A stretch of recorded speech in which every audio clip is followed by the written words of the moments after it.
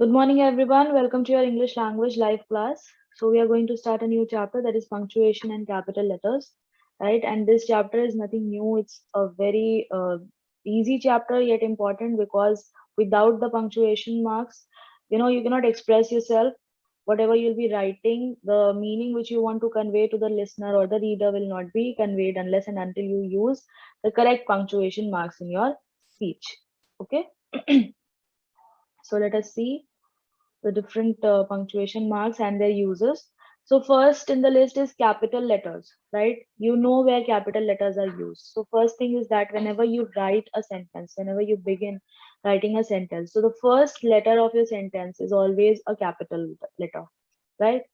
Then we use capital letters where for proper nouns like the names of people, places, book, and titles, film titles. So you use capital letters for them in everywhere wherever proper nouns are used, we use capital letter. We begin the proper noun with capital letter, fine, and we begin a new sentence with a capital letter. That is the thing. So here, as you can see in the example, all the proper nouns have been highlighted because they all are written with capital letters. And here, she, as you can see, from here a new sentence is starting.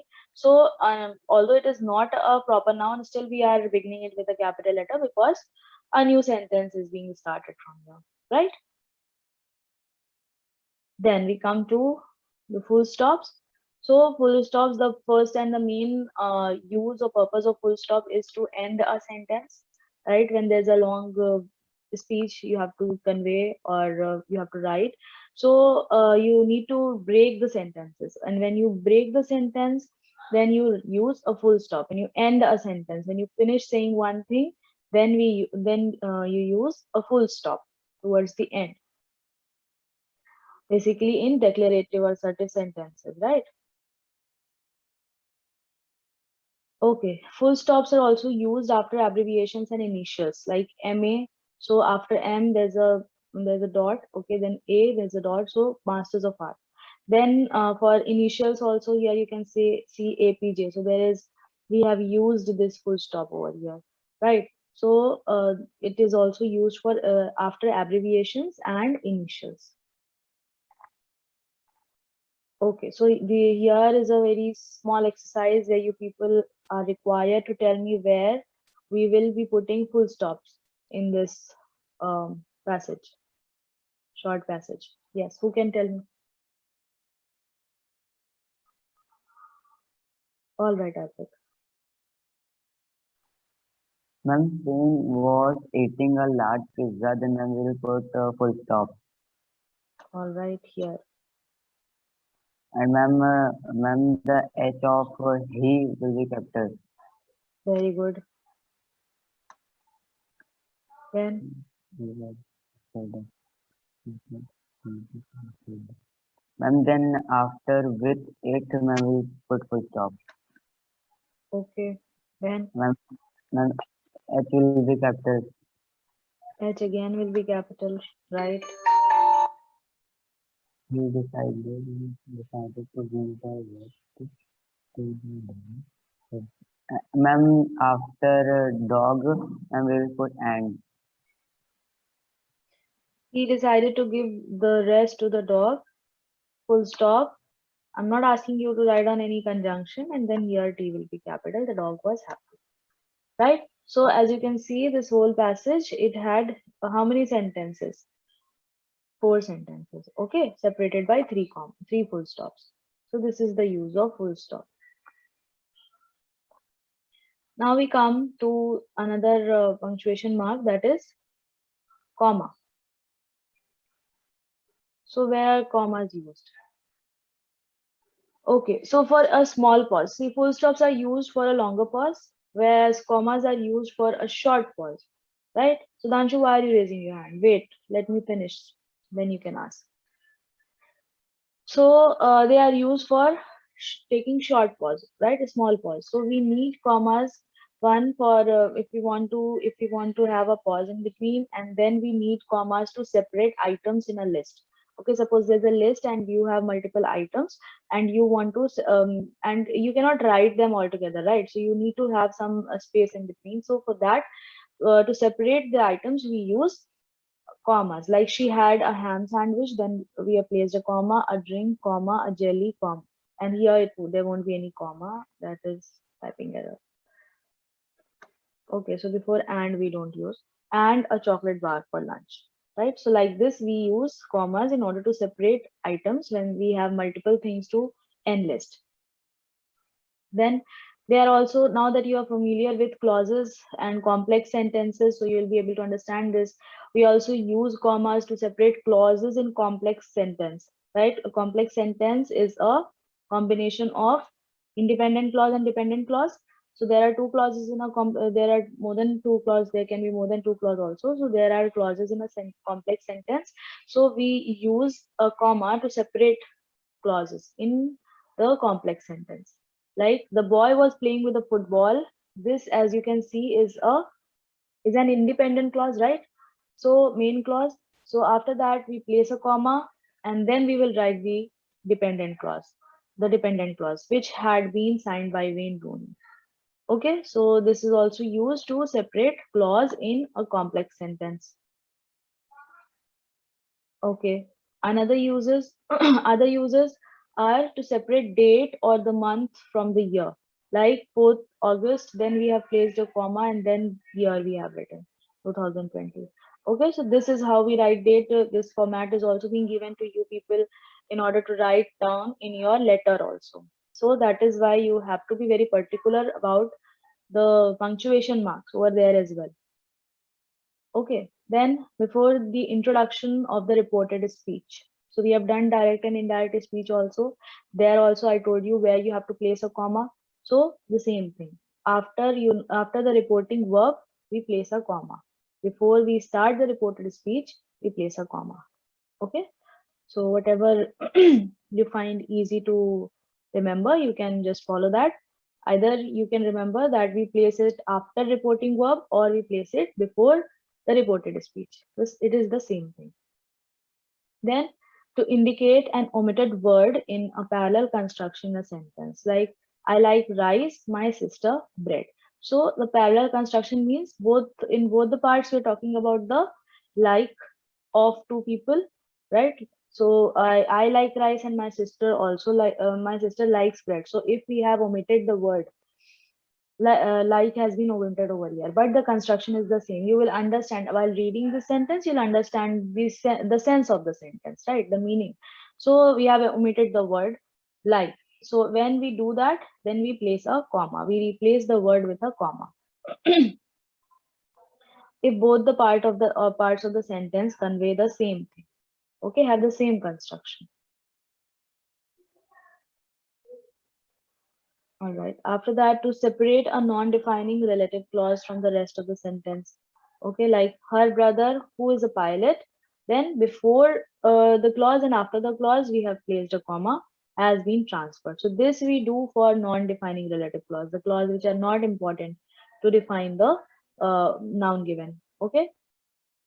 Then to separate items which might be mistakenly read together, like what he is not known to us. So if we do not place a comma over here, then is and is would be coming next to each other. Okay, so it will be difficult to understand, right? So when similar words have to be kept together next to each other, then we place a comma in between them um, so as to make it distinct. Okay.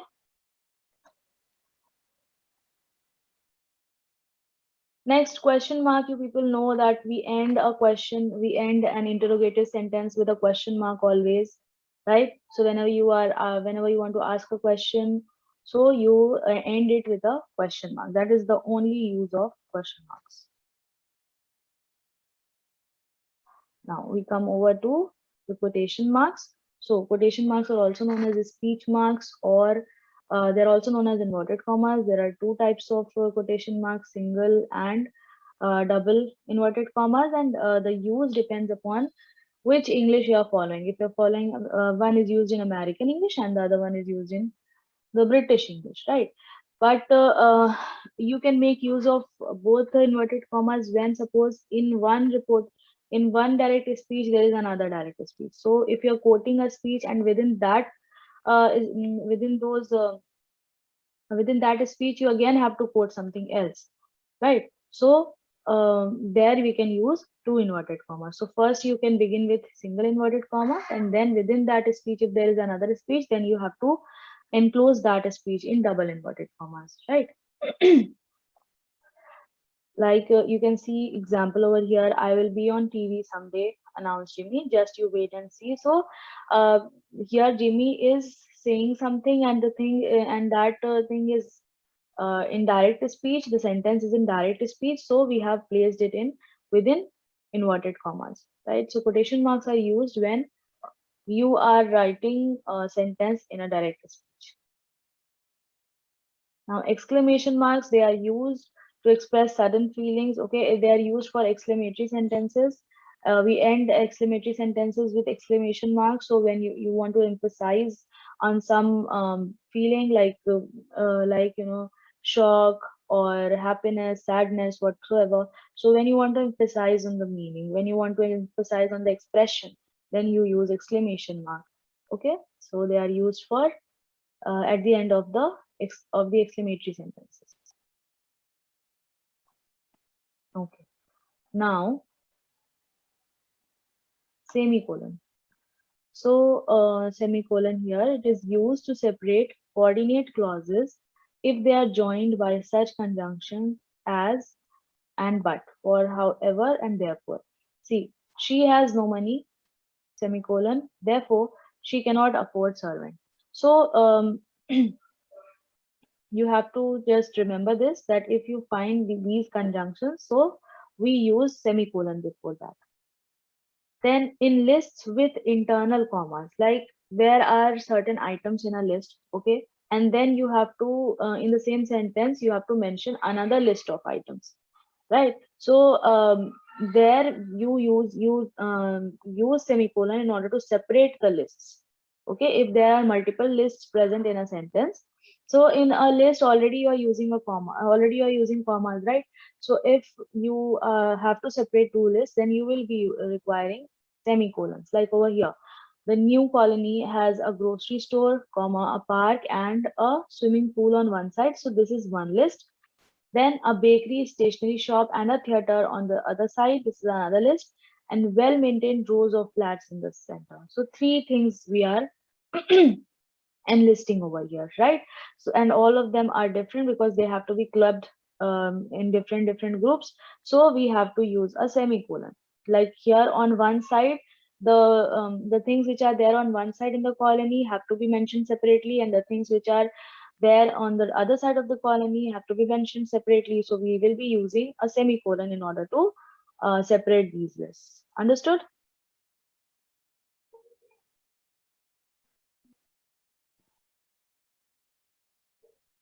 Okay, next, to separate two main clauses when a conjunction is omitted. So when a conjunction is omitted, like he has lost his friend, he is really sad. So here there is a requirement of conjunction over here.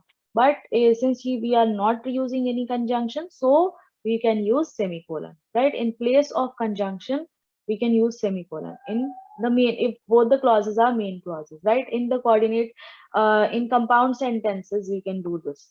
So compound sentences are what? Where two clauses are there and both of them are main clauses and they are joined using coordinating conjunction. Remember?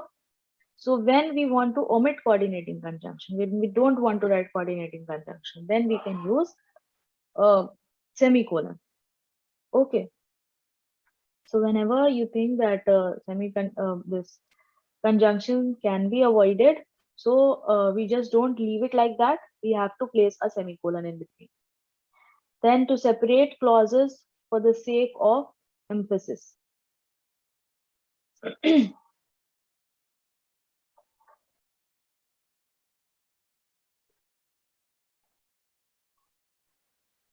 He wants money to spend, friends to talk, cars to drive about, a house to live in. So he's talking about different things, and he is the this in this sentence the subject wants to lay stress on different things. right? So here we cannot use comma. We have to use semicolon because we have we have to lay stress on each and everything, like money to spend, friends to talk, cars to drive about, a house to live in. So all of these things have their individual importance. That is why um, instead of writing them in different sentences, we have used it in one sentence and we have placed semicolon. So it will lay the same emphasis if they would have been written as different sentences.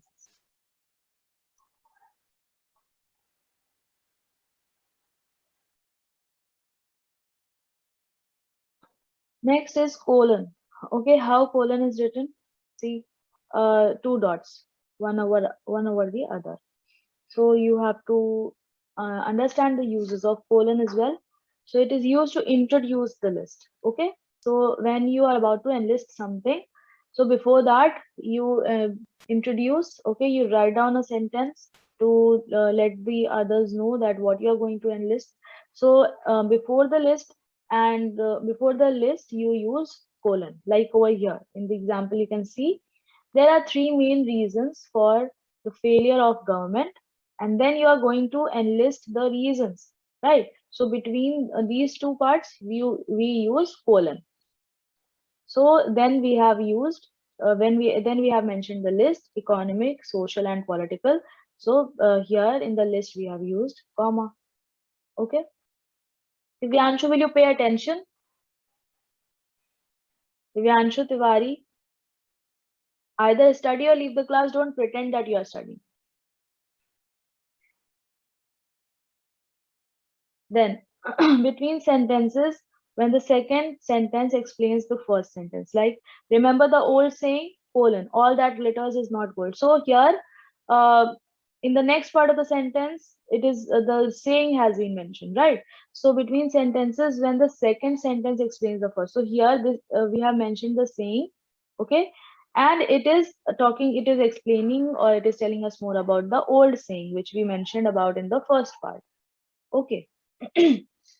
Then to separate two contrasting statements, like to err is human, to forgive is divine. So here by mistake I have used a semicolon, but it will be a colon only. So to contrasting statements, right? So to making mistakes is human and to forgive is divine. So these are something to contrasting features which have been mentioned in the same sentence.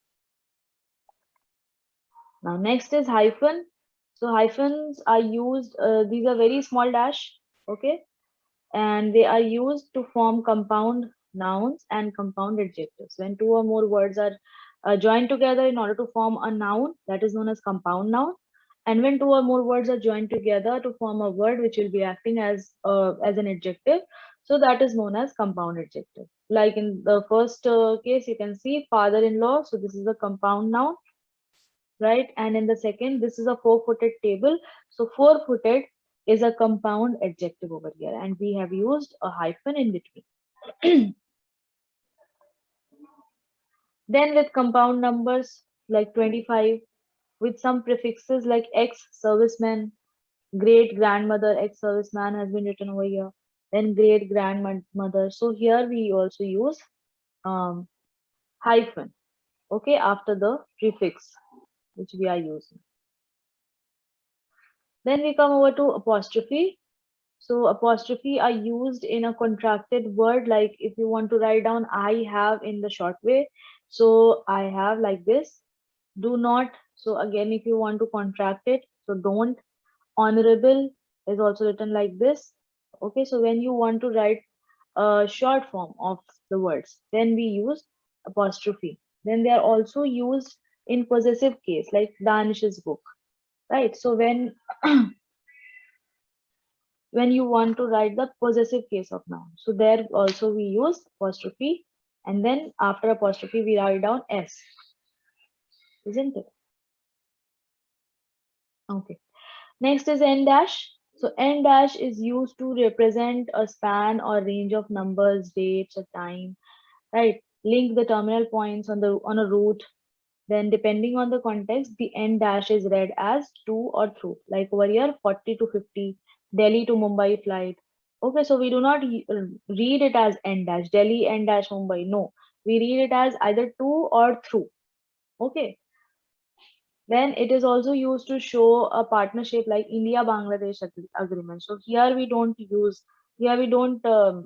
it and like read anything over here. Okay, so we just say India-Bangladesh. No India to Bangladesh. To and through is used when n dash is used to represent some range. Okay, numbers, dates, or two places which are linked together. So that way. Then M dash, it is a bit longer than N dash. Okay, so the shortest one is hyphen, then N dash, and then M dash, the longest one. Okay, so in pairs to set off extra information or ideas that are not essential for the understanding of the rest of the sentence, like while I was shopping, wandering aimlessly up and down the aisles, actually, I ran into our old neighbor. So if you see this part after the N dash and before the M dash, this part is not required. Okay, this is something extra. So when we want to write down something extra, like give some extra information, which is not essential, which is not important, we can omit it also. If we don't write this part, still it would the sentence would make complete sense. Like while I was shopping, I ran into our old neighbor. So that is also conveying a proper meaning. Right. So it is not depending upon this part of the sentence. The meaning of the sentence is not depending upon this part, wandering aimlessly up and down. This is something extra non-essential. Right. So when we want to add something extra non-essential in our sentence, then we place an M dash before it and M dash after it. Okay. And also it is used to show a break in sentence, like dinner is at 6:30. So this is one complete sentence. Okay. But if we don't want to end it, and we want to and we have to add something extra to it, so for the break which is required in a sentence, we use M dash, right? So here we come to the end of the chapter now. I hope the things are clear to everyone.